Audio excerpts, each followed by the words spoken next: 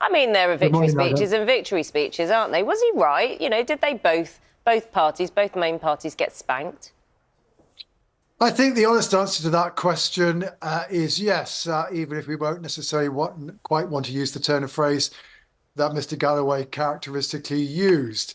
Of course, his success, the path to his success was at least in part paved by Labour's decision to disown its candidate in Rochdale in the wake of alleged anti-Semitic remarks. And maybe without that, maybe Mr. Galloway wouldn't have won. But of course, Mr. Galloway does have a track record of doing well in constituencies with large Muslim populations, particularly at a time when there is maybe particular concern amongst that community about events in the Middle East. In 2005, when he won Bethnal Green, it was the Iraq War and our involvement in that. Now it's Sir Keir Starmer's relatively, and I emphasise relatively, uncritical reaction to Gaza that the guy was firing at.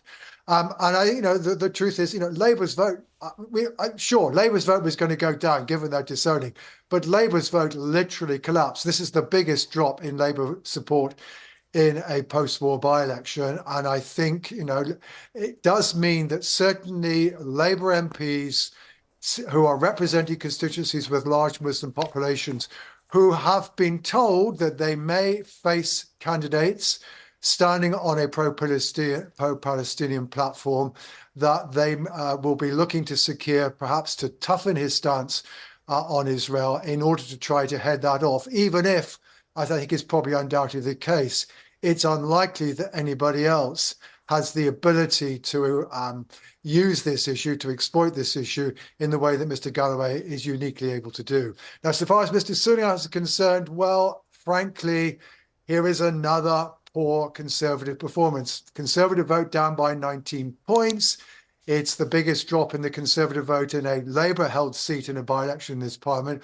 And, there are plenty of other discontents in Rochdale, and Rochdale is a constituency with a past record of voting for a local champion who expressed discontent in the town. Previously, it was Cyril Smith, the former Liberal MP, now, of course, since disgraced. Now we've seen David Tully, another, this time an independent candidate, seemingly being more effective at expressing the discontent of people in Rochdale. So I think at the end of the day, it isn't just Mr. Galloway who has spanked both Mr. Sunak and Sir Keir Starmer. It's also Mr. Tully as well. John, morning to you. It's Charlie here. So you've sort of cast what you can forward by what this tells us about the general election. Can you kind of give us a sense from your knowledge of watching many local elections, by-elections in the past? This was a very, very curious product, wasn't it? For so many reasons, which I suspect quite a few people along the way went, it's getting too confusing. I don't know what's what. Yeah, it's a unique contest which was contested by a candidate with a unique ability to appeal to the Muslim population in a town that also has a past record of voting on local issues. All of that is true.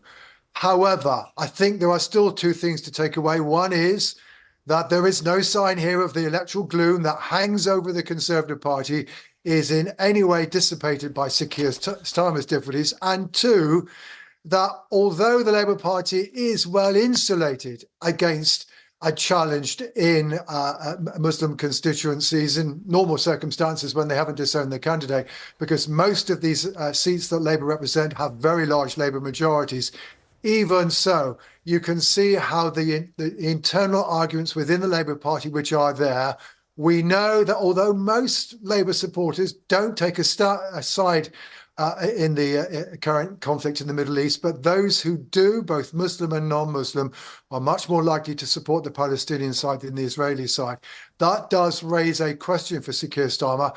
Of course, a leader who has particularly emphasised his wish to reconnect with the Jewish community inside the UK. And of course, that was part of the reason why, in the end, Mr. Ali was disowned. So you can see the tensions that Sir Keir Starmer faces. They're not going to go away, though the truth is, at the moment, by-election results elsewhere, let alone the opinion polls, suggest that Sir Keir at the moment is still well on course to win a general election. John, always good to chat to you. Thank you for your thoughts this morning. That's John Curtice speaking to us.